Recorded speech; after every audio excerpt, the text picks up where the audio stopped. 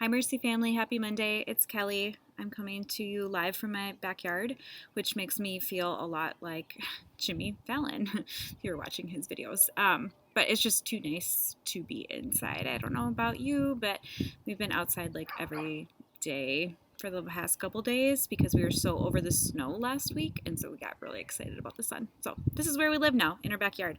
And going into this week, I've been thinking a lot about solitude. We're what, like, I don't even know anymore because I don't know what day it is, but like 4 weeks into this social isolation and quarantine thing. And when it comes to solitude, when I say that word and when I was thinking about that word, um, this is a weird season for me. Like, in some ways, I'm experiencing way less times of solitude and quietness than I ever have. I have a 1.5-year-old and a 3.5-year-old, and we are together the entire day from 6:30 when they wake up until 8:30 at night with no breaks from each other. Send help after this is over. We need babysitters because we have been together all the time. So, in that sense, I'm experiencing like hardly any solitude. In another sense of the word, like when I think about solitude, I'm experiencing way more solitude than I normally am. I mean, all my small groups have been canceled, all activities, don't have any place to take my kids, I'm not seeing my friends. And so going from a pace when I was busy, like probably 5 nights out of the week, to being like, oh, what are your plans tonight? Well, I'm going to be home.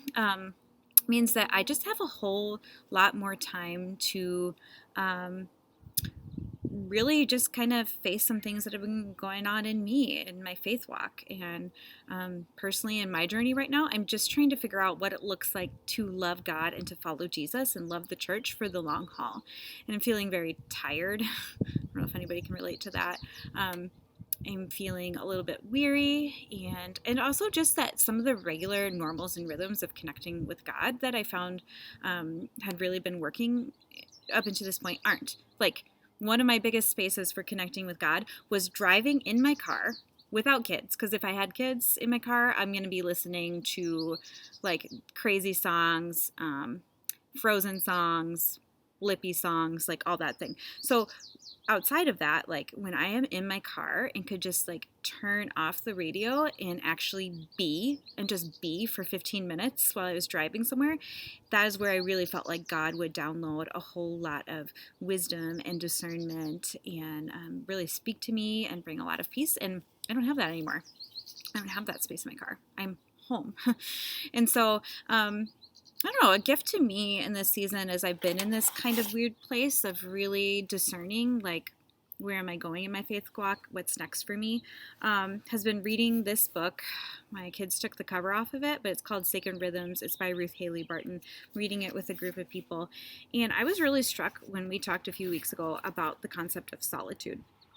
Um, and I'm just going to read you a couple things from here because it's so good. And there's nothing that I can come up with on my own right now, being in this space of dryness, that is like going to be as impactful as what she says. So she talks about unplugging and listening and how it's not easy to create this kind of space for attention in the deeper dynamics of the soul in God's presence.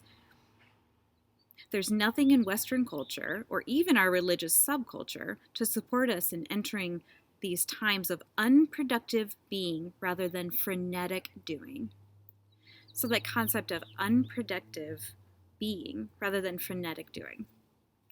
So when she's talking about solitude, she's like literally talking about spaces where you are just being, and you're not trying to do a to-do list, really not even going through like a Bible app and like going through the books of the Bible. It's like solitude in our life. Where is this space that we can meet with God, where it's just us and Him, and we don't have a checklist. We're just being with God.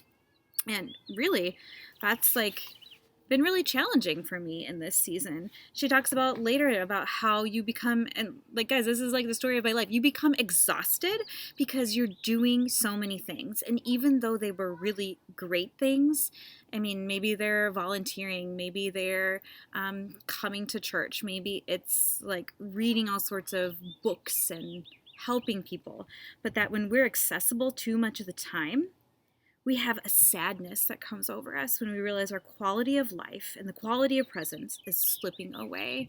And so, like, I realized that I was thinking about solitude all wrong. Like in this season, when I have both an abundance of solitude and I have zero solitude, um, really, I can still have those moments of unproductive being with God. And that goes against like every framework I've ever had, right? Like I am a doer. And so I'm going to be doing things. I'm going to be working.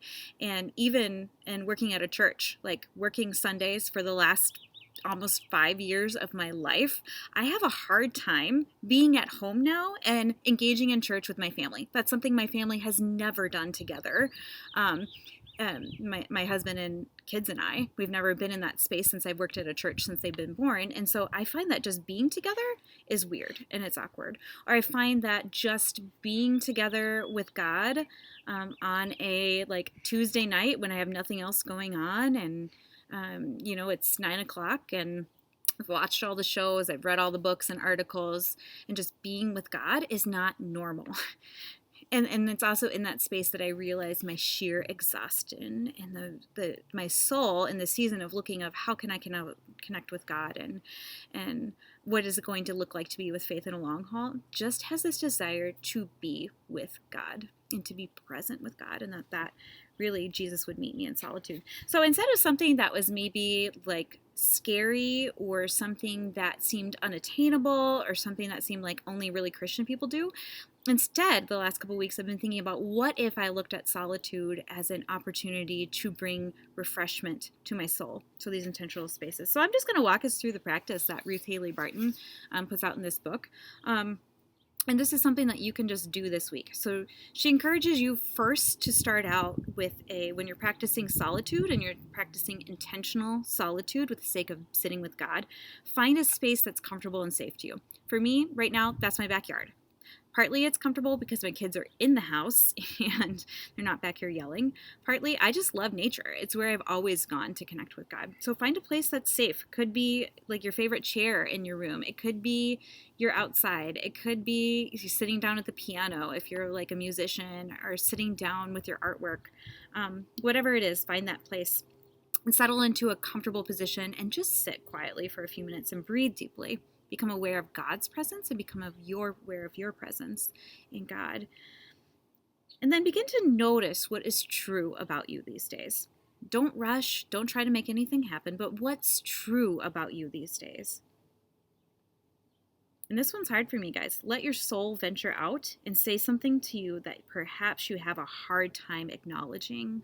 Like, is there a particular joy that you're celebrating, or a loss that you're grieving, or are there tears that need to be shed, or a question that needs to be answered, and something that you haven't allowed your soul to unlock? This is really like I ascribe to the Minnesota, like, oh, I'm fine, life is great thing. And it wasn't really until this quarantine thing happened that I realized, man, my soul is tired, God. And so, like, sit with that. Is there a question stirring? Is there an emotion that needs expression? Ruth Haley Barton says, sit with that, coming into your awareness, becoming conscious of God's presence with you in that awareness. And here's another big part of this practicing solitude. Don't try to do anything with it except be with it. So don't try to scare it away. Don't try to explain it away. Don't try to put scripture out there. Just feel it. Feel the difference between trying to fix it and just being with it. Feel the difference between trying to fight it and letting God fight for you. What does it mean for you to be still and let God fight or work for you in this particular area?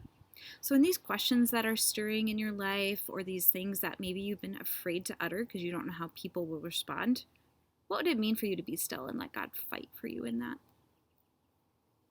And so in that, just be.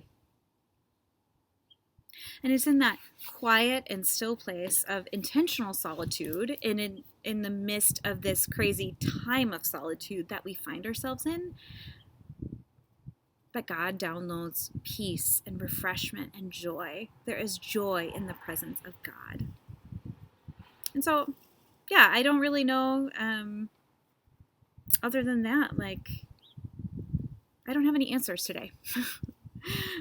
I often don't have answers, but I really, being in this place where I am at in my walk and trying to figure out what faith looks like in the long haul and my soul feeling weary, this is just like a balm to my soul that I can just be with God and I can express to him things that I haven't maybe even expressed to other people, and just being. So would you practice solitude, intentional solitude with God this week, and just see what he wants to download to your soul? So have a great day. Get outside.